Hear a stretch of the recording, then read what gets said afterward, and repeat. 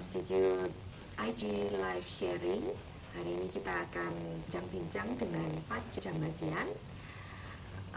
Dia adalah lulusan dari Mus di Sidney Conservatory, lalu melanjutkan studinya di the Juilliard School, Master Degree. Lalu sekarang currently he's doing his Doctorate Musical Arts di the Manhattan School of Music. So kita tunggu ya for Vatche to join with us. Hello. Hi, Vatche. Hi, how are you? Hi, I'm good. How are you going? I'm very good, thank you. Very good. Can you see me well? Maybe you need to tilt down your phone a little bit so we can see your face clearly. That's better. Wow, There it's we good to go. see you again in here. You too. How is everything going? Yes, everything going is really good. I still remember the last time I saw you in 2013 when you came to Right. visit the Piano Institute to give a recital and become the jury of our competition. That's right. I I remember it hope was really exciting, actually. Yeah. I hope that you can visit us again. Absolutely. As soon as these COVID bans are over, I'm there. Great. All right. Okay. So today we would like to talk about your life as a concert pianist. As we know that now you become a concert pianist. You have finished your degree in Sydney Conservatorium and in the Juilliard School, and currently you're doing your doctorate degree in the Manhattan School of Music. Yes. And while doing so, you're also giving some recitals all around the world, traveling.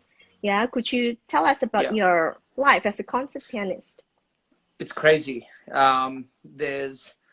You really don't have the time to breathe, but it's very exhilarating and it's a lot of fun.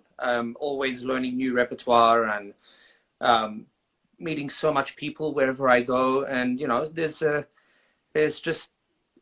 very intense life, but it's totally worth it for anyone that has the will to do it and wants to play music and communicate with their audiences. Do it, but it's a life that you really have to take 100%. You can't be umming and ahhing about it. Oh wow. Has it ever came in your mind since you were little that you wanting to be a concert pianist, or it's just the opportunity that you took when you see that this is your dream that you want to chase?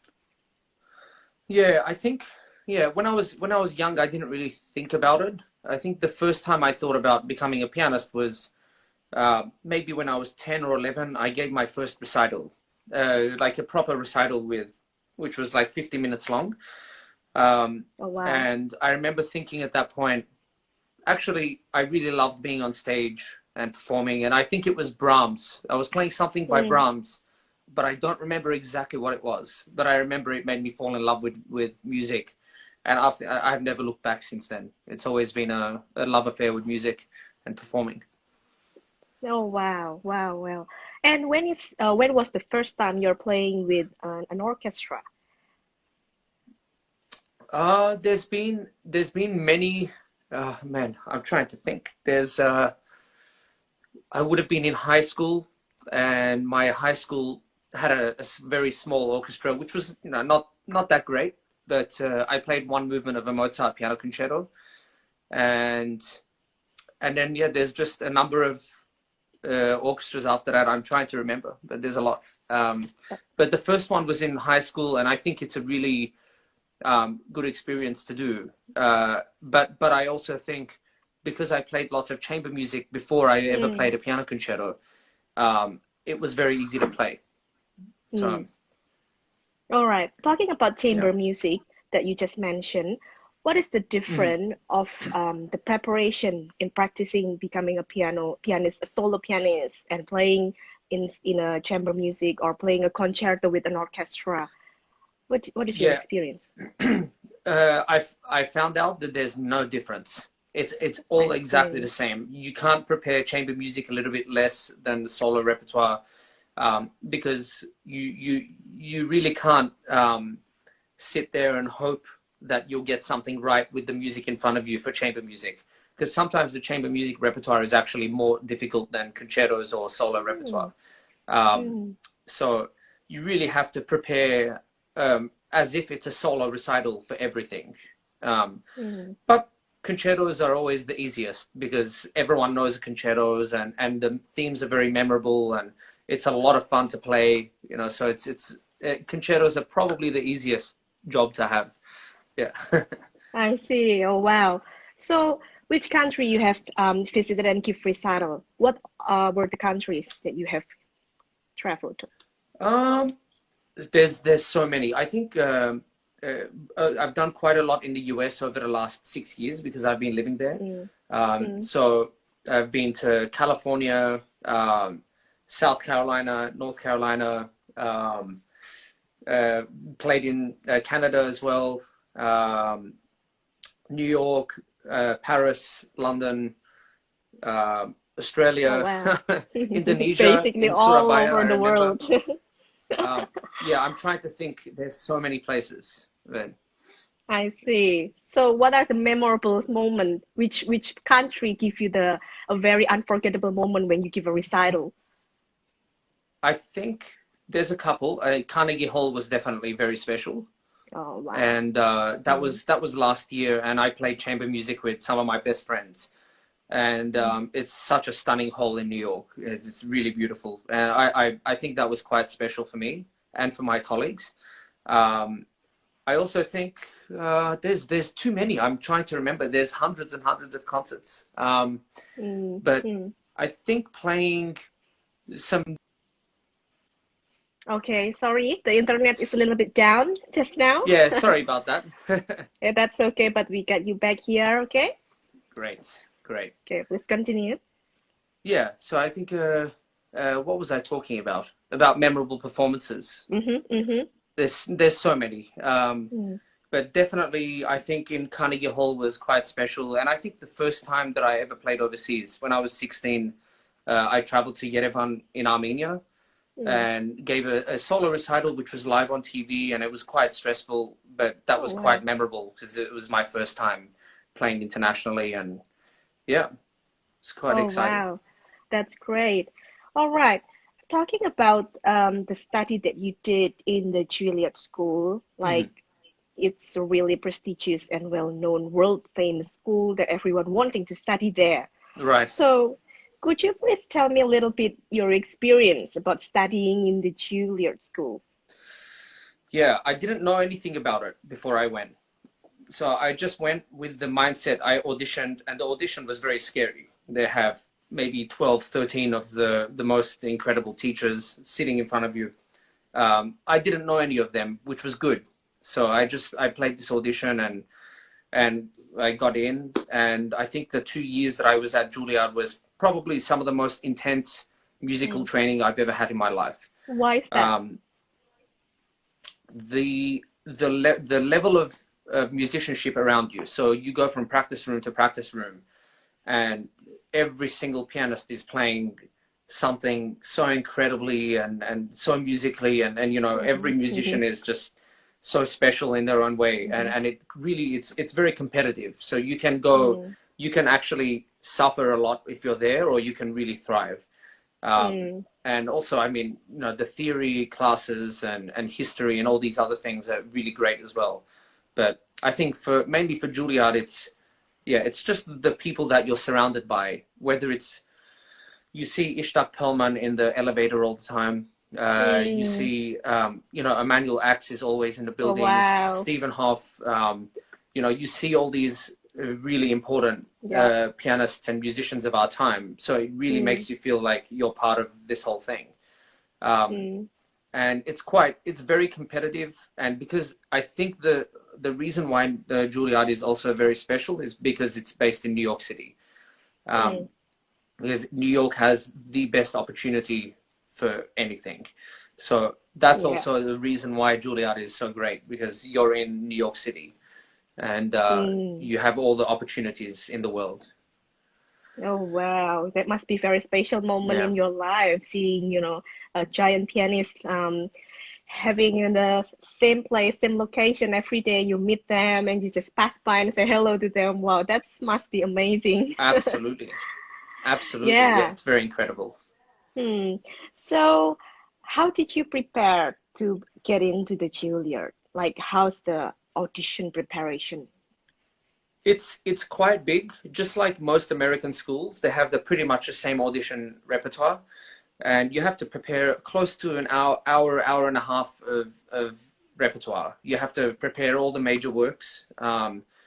Of course, you have the basic, the standard Bach Prelude and Fugue. You have to play. You have to play one etude by either Chopin or Scriabin or Liszt.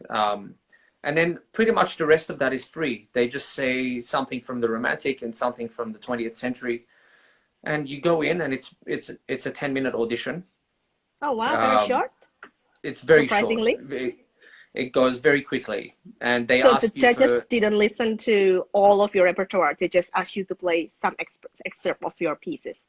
yeah, and they asked me to play the most difficult excerpts. So they asked me to go straight to the fugue of the Bach Prelude and Fugue. I remember they asked me to play the hardest ballade from the Brahms ballades. So I had to do that, and then straight to the etude. You know, it was quite intense. But the preparation is quite a lot.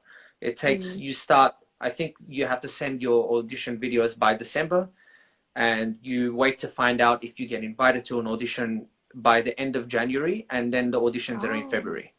I see. So basically there are two rounds of audition. The one Yes. that you send a video Yes. recording, and then the second one is the live audition when you have to come to New York City. Yes, exactly. Wow. And what happened in the live audition? The live audition, it was quite relaxing. The day I did it was snowing quite a lot. There was a snowstorm, so I've never seen snow in my life, so it was very special. And you walk into this room, and no one is smiling. Everyone's just sitting there with their pen and paper, ready to mark you. And it was quite nice, actually. I had an incredible piano and an incredible hall. So you forget about who's there, and auditions are not supposed to be auditions. You're supposed to treat it like a concert, like a performance. I see. Just like if you're playing in an exam, or students are playing in exams, it's not an exam, it's a performance, always.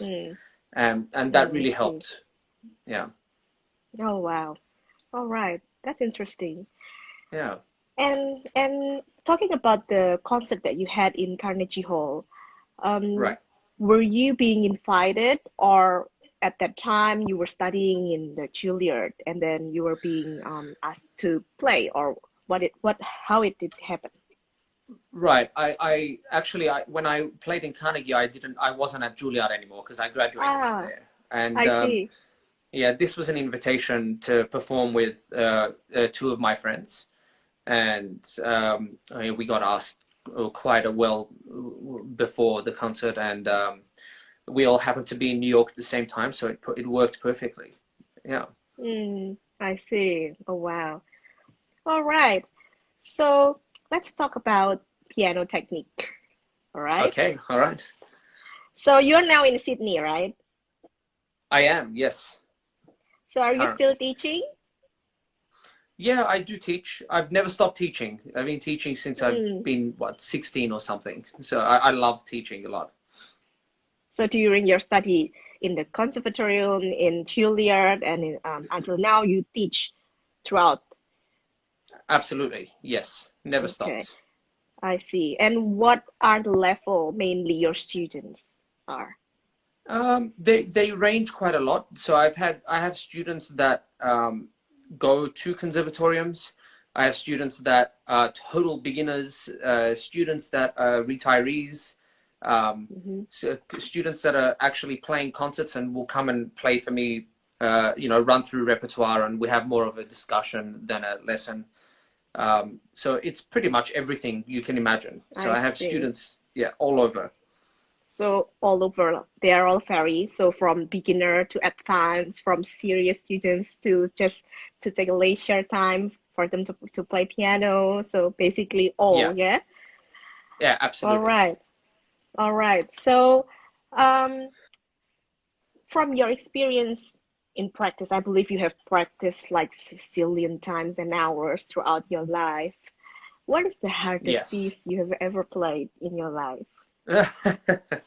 um, hmm.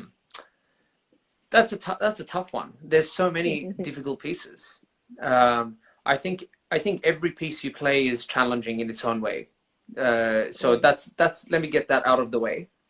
But I think technically speaking, fingers. Some of the most difficult pieces I've probably played. Schumann's Toccata is absolutely really difficult and requires so much patience. And Brahms Piano Concerto, which I played last year, 2 years ago. It's very physically demanding. It's not so much technically, but very physical. You know, you're playing a concerto for 55 minutes. And Brahms requires like a huge broad sound, and that was quite a challenge, but I love it. So yeah, I think Schumann's Toccata is probably the most difficult piece. Schumann, okay. And Yeah. how do you tackle with the challenges if you see that in your pieces that you're learning? Yeah, I think for me, I have this rule, and it's Rachmaninoff's rule, and he always says, what was the saying? Rachmaninoff says, practice like a snail, play like a gazette. So practice as slow as anything, and slow practice, I still do it now, always. Like currently I'm learning, working on Schubert's Wanderer Fantasy, which is an incredible work. I think I've gone through the entire work, just like I learned it over the last few days, but it's so slow that you wouldn't recognize it at all. And it took me about 2 hours to get through the first movement slowly from beginning to the end. It's very important to do that. Yeah. Right. And by practicing as a snail, we are also practicing to be very, very patient, right? Absolutely. Yes. Because absolutely. as a pianist, we tend to play in a normal tempo or faster and faster, right? Yeah, absolutely. And I think we, like you and I, when we were at the conservatorium as younger students, we just want to play all this music all the time because we have a concert prac coming up or anything. But we always have to remember that we have no rush. We can still learn something in 2 days, and there's no rush to stress out about anything. There's no need to stress. It's always patience will be the game winner at the end. Right. So it will never change, yeah, whatever the levels are. So when we practice, we need to be very patient with our pieces, yeah. Absolutely, absolutely. Right. And as a teacher, do you see how do you tackle in challenges in your students if they have any challenge in some certain pieces? Yeah, I think it really depends. For me, students, it's very important to really know the character of each student before you teach them and while you're teaching them. Because you can teach technique to a student that's going to listen to you and do everything, and then you can teach technique to someone who's going to be very upset and not respond to you. So it very much depends on each student that I'm taking on.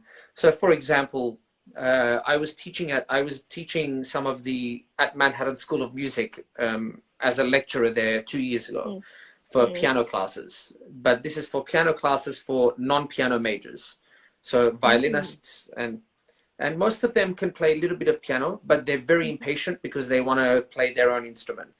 So you have to treat them just as serious as anyone else, as if they're a pianist. Because as soon as you start treating your student like you're better than them, they'll never respond. So you always have to be on their level. And I think that was the only way that I can get something out of my students is being compassionate with them and understanding where they're at, but not shouting at them all the time. You know, these little things make a big difference. And it depends, but it's all about finding the individuality for each student, because for example, I remember when I was at the Piano Institute, would be 7 years ago now, I think, right?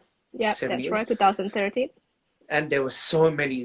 I mean, I still talk about it. The amount of talent was incredible, but every single student really had a personality, and the master classes were taught very differently for each student. I can't say the same thing that's why it's so difficult to be a teacher, because you always have to think on your feet and be very good with people in order for this to work.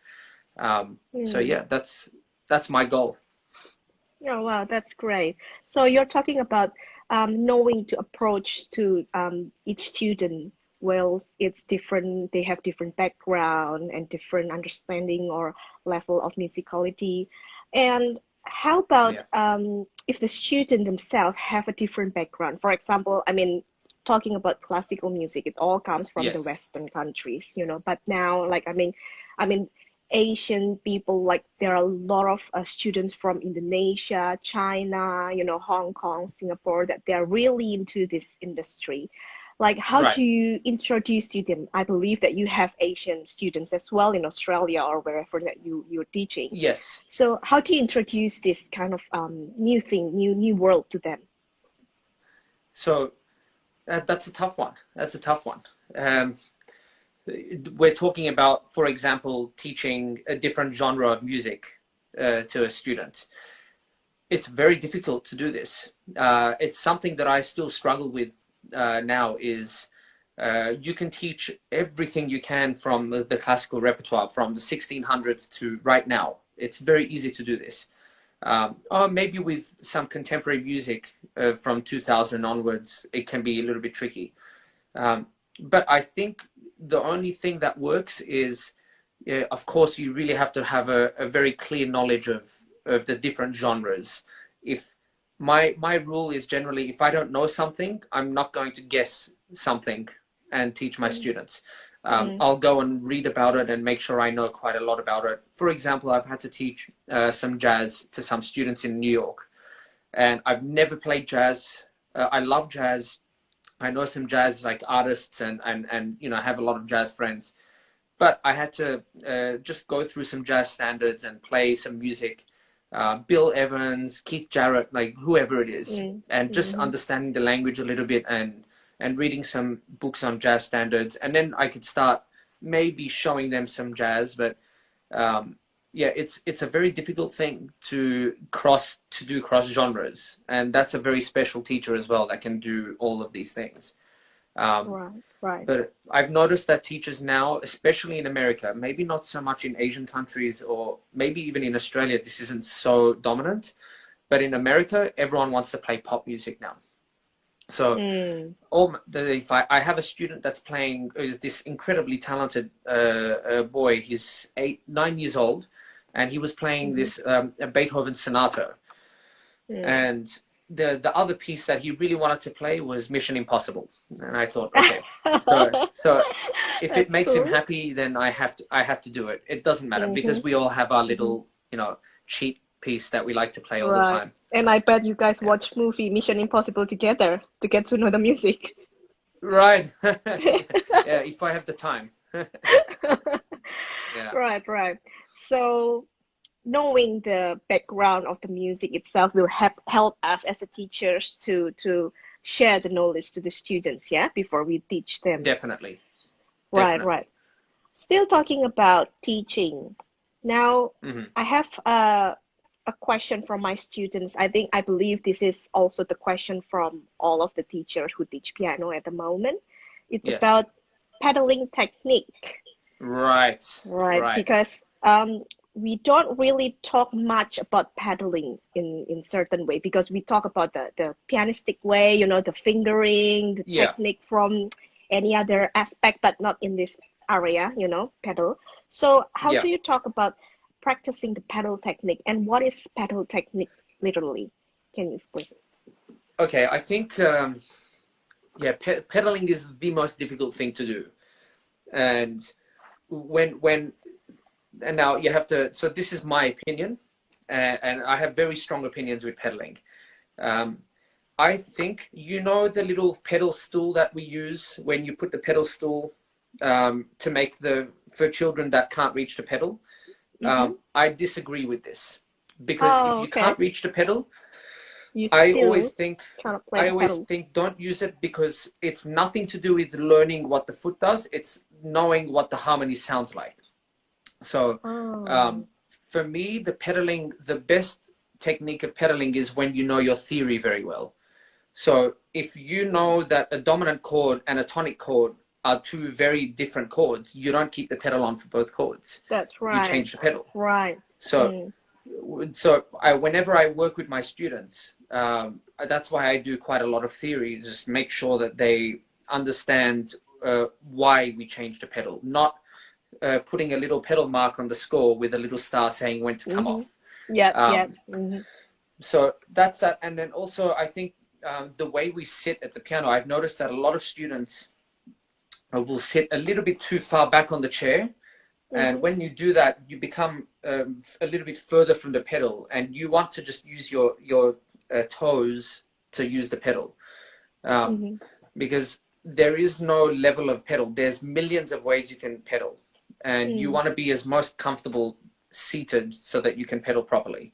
I've seen a lot of students with their heel, the back of their foot is not on the ground. So always has to be on the ground, not coming from above. Right. But I think the most important thing is definitely having a knowledge of theory, and if your theory teachers are explaining this well enough, then you can apply it to piano playing. I think that's, for me, is the secret to pedaling, and really listening a lot. Yeah. Right. So theory and piano learning is like a soulmate. They cannot be separated together. Oh, absolutely. So every level, from beginner to advanced, when students wanting to learn piano, they need to learn the theory as well. Right. Absolutely. Yeah. Right. Absolutely. Right. That's the one thing that I really encourage the most is theory. It's so important.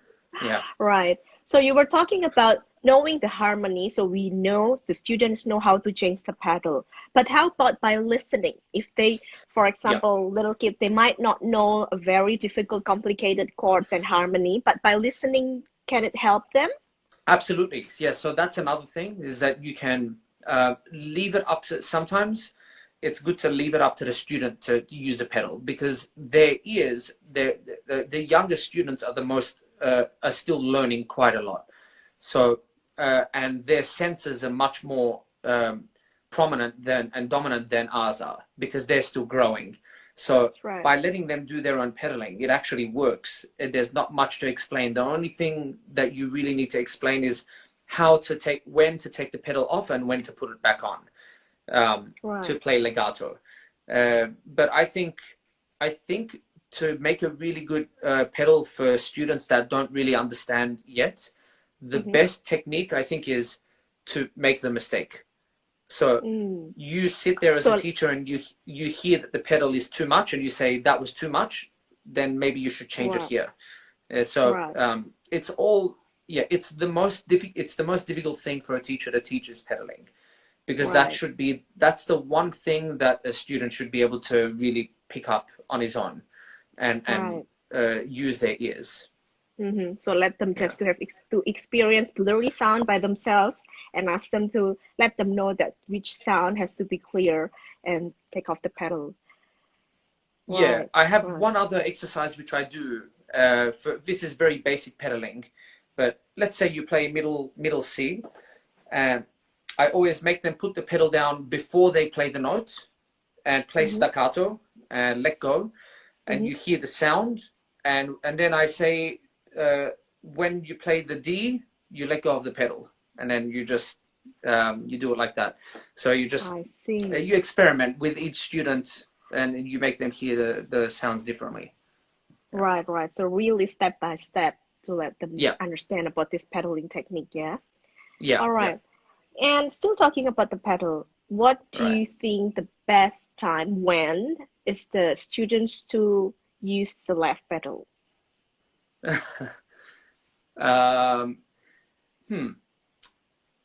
I usually don't like to use the left pedal, and I don't encourage young students to rely on the left pedal, but it's a really good tool for different colors on the instrument, rather than it's not about playing louder or softer. It's for a certain repertoire, it can really change the timbre of the piano, and it could be really kind of something special.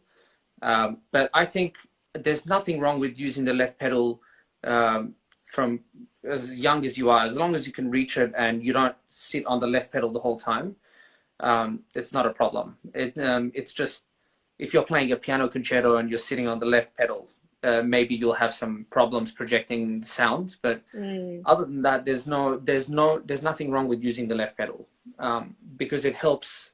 We have it there, so we might as well use it. You know. Right.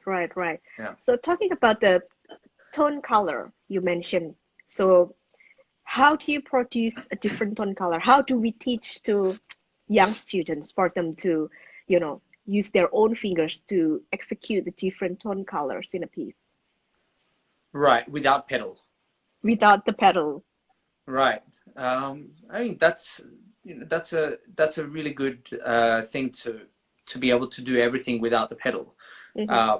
And I think the most important thing from the start is technical exercises and playing as much repertoire as you can. So if you're playing one piece of music for 6 months of preparing for an exam, you're not going to learn anything. Where if you're playing 20 little pieces in that 6 months, then you're learning a lot more about what the touch is, and playing different repertoire. If you're always playing classical repertoire, it's going to have a specific sound. So it's always good to change it up and maybe play something by Debussy, like an easy piece, something by Bach, something very contemporary, like 20th century, 21st century. I think the change of repertoire is how you learn different types of touch and sound on the piano. And of course, if you're playing, the most difficult thing to do is play really soft and play legato. Right. For younger students.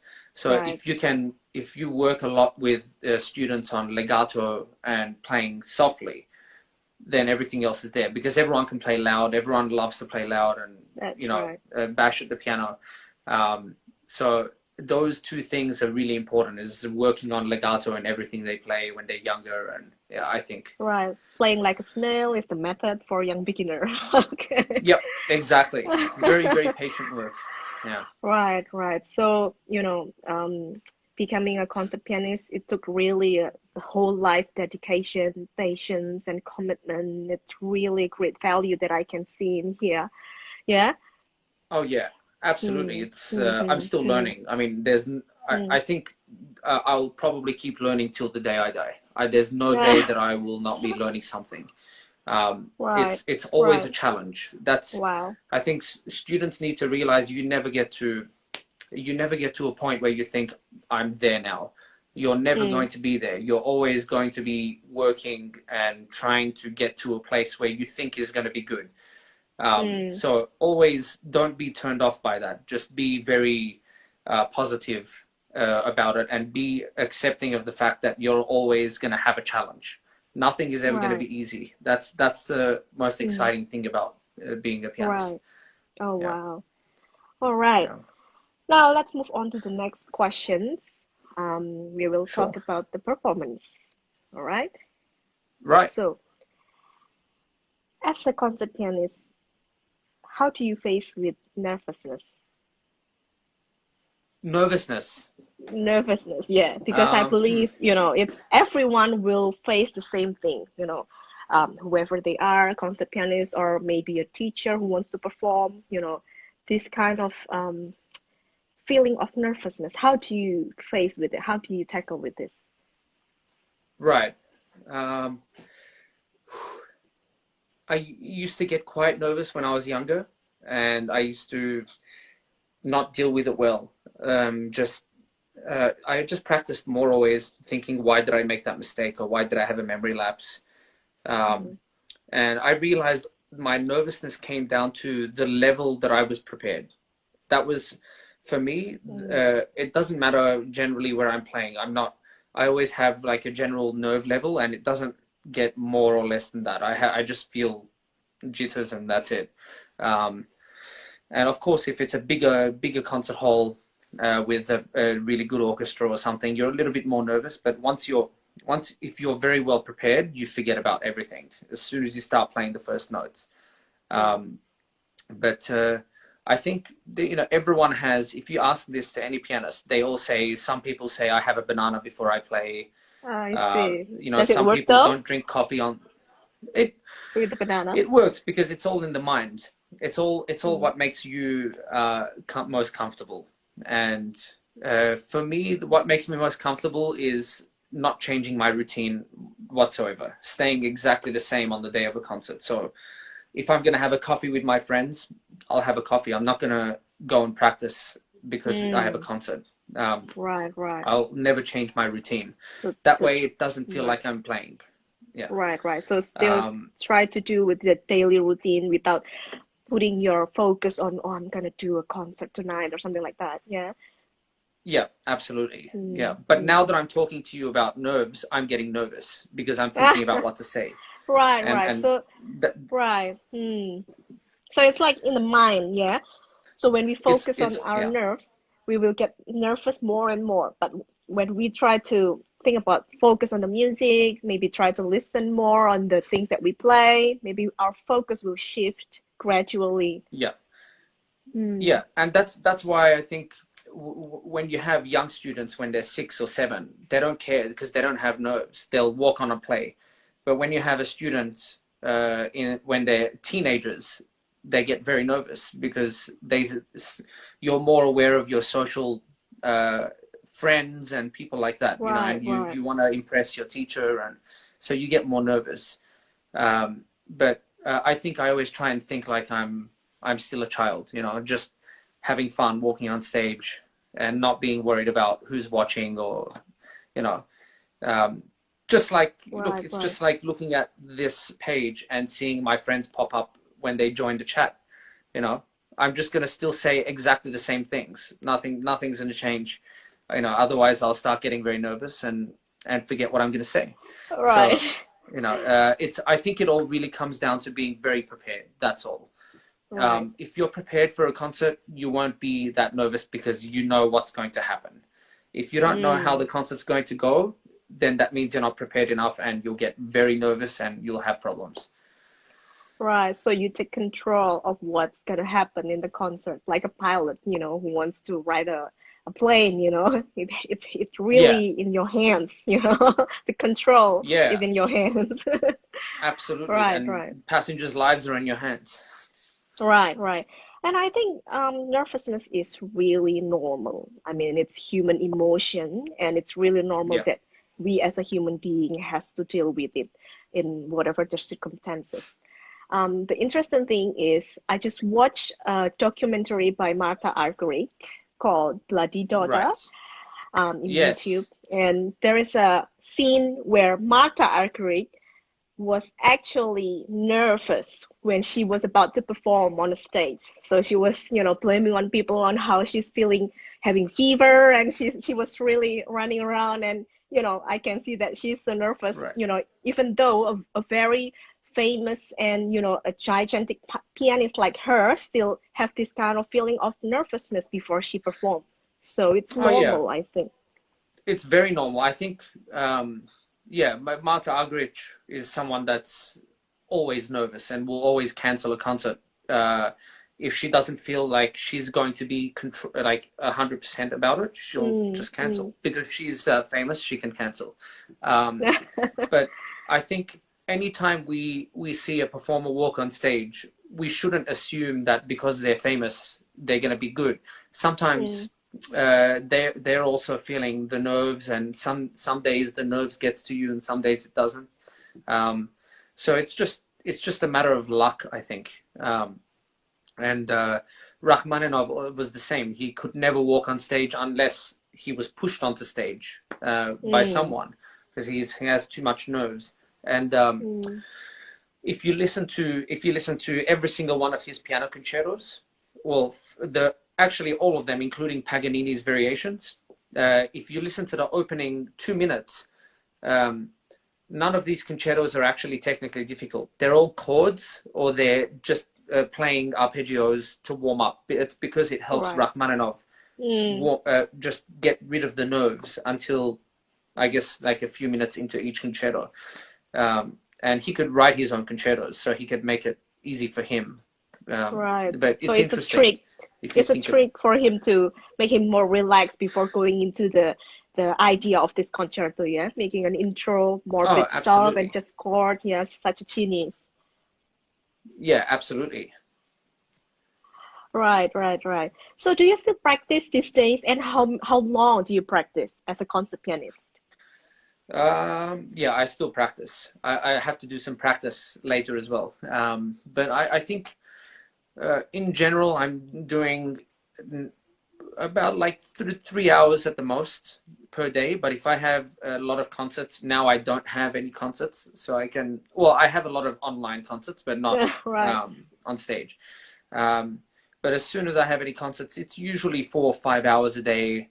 Mm, And just knowing, for example, next week I have to play concerts with a singer, and then the week after I have a concerto, and the week after I have solo. So you balance, you find time, what's more important, and you make a schedule of when you have to work on things, and it's the best way to deal with it, I think.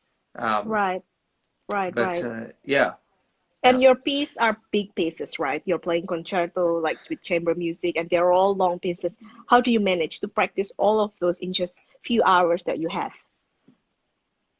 Um, Yeah, it's the longer you know about a concept, the better it is. So if I know, it's like next year, for example, I have some recitals in Germany in April, of a totally new repertoire that I have to play, and I have nearly 1 year to prepare. So I can slowly work on it up until that point.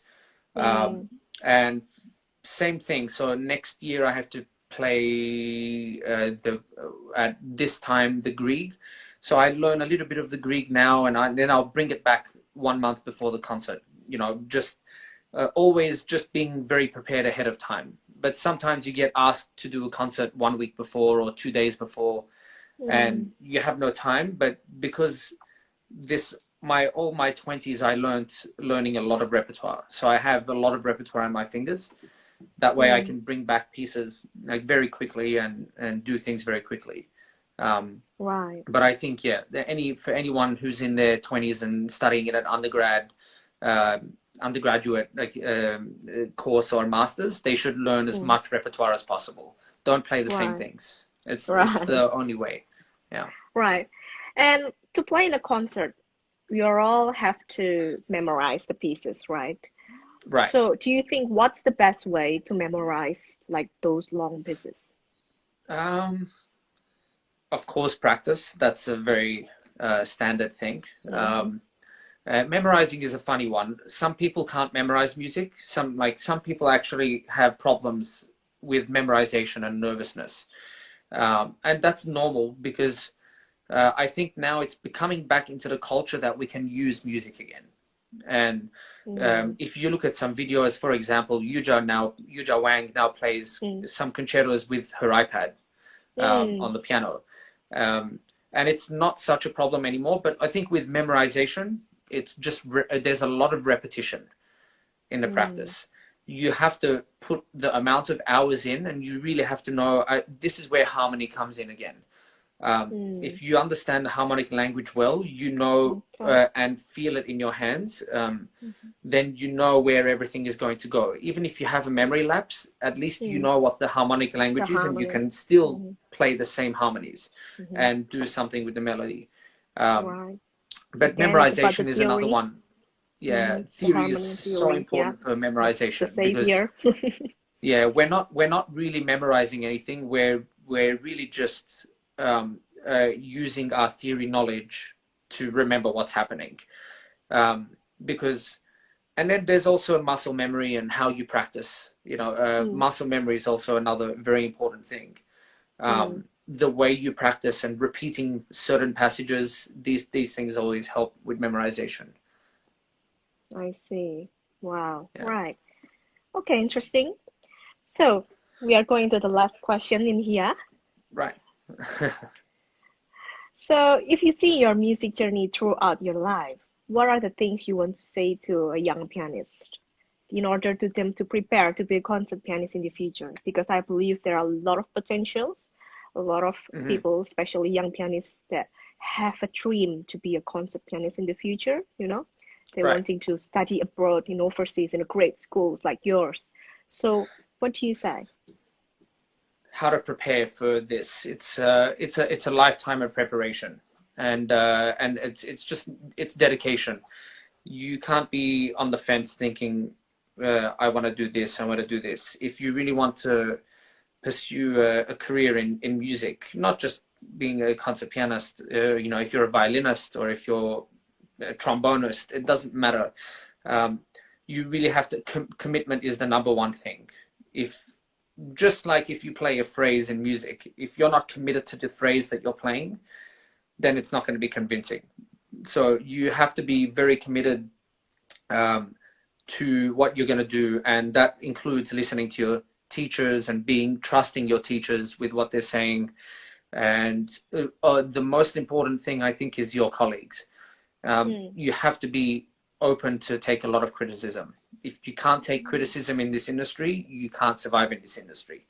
So you have to be ready to, especially from your colleagues, sit there and play them music, preparing for a concert, listening to their advice.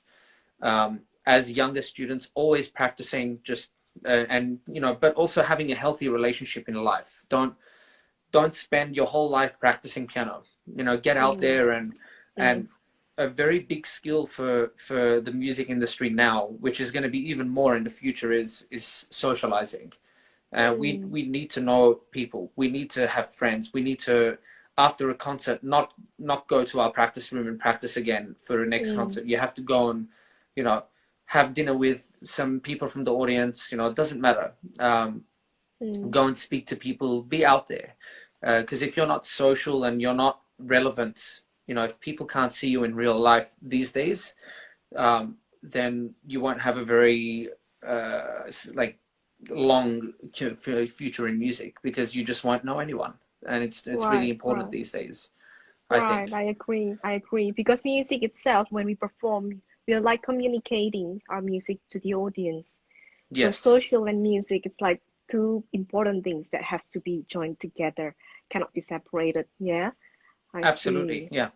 Yeah. Right. So, and is there anything that you say to young pianists for them to prepare for going study abroad in a conservatorium or in like a great schools in the future in this pandemic period? Do you have any message for them? Oh yeah. So I hope schools and things start opening in the next year, so that whoever's going overseas can actually go and study overseas. You know, it's very important. But I think if you end up going overseas and studying somewhere, just always remember, for example, if you're going to New York to study, you're in the best city in the world. So don't stay in your dorm room, and, you know, have a really good schedule where you can do all your work in the morning or in the afternoon or maybe in the evening. But find time to have people close to you, because there are times that you, especially when you study overseas, you feel very lonely because you don't have your family around, you don't have friends. And if you have friends and you have a social life, it makes everything easier. And also your playing of your music becomes much easier as well, because you're not worried about other things in your life, you know. So I think that's the most important thing, is don't be in your bedroom and don't be in your practice room all the time. That's it. Right. Be out So we there. have to get to know the world, yeah? So being a concert pianist is not just about practicing the piano, but you have to learn a lot from what's happening outside the world, outside your practice room. Yeah, absolutely. You have to. If you don't do that, then you're gonna have a very tough time living overseas for a long time, without your family and your friends. Yeah. Right. To get a support system. Yeah. Yeah, absolutely. Wow. Amazing. Awesome. Wow. All right. That's really great talk, Vatche, and we really have a lot of things to learn from you. Thank you so much for joining with us today. It's been such a pleasure, and it's really good to see you. I haven't seen you since 2013, so That's right. I'm glad to see you're well, and I hope to come back to the Piano Institute at some point very soon. Yeah, right. Okay, Yeah. all the best for you and whatever you do and your Thank career you. in Australia. And I wish to see you soon again. Okay? Absolutely. Thank you so All right. much. Thank you so much, Vatche. Take care. See Bye you bye. later. Bye bye. Bye bye.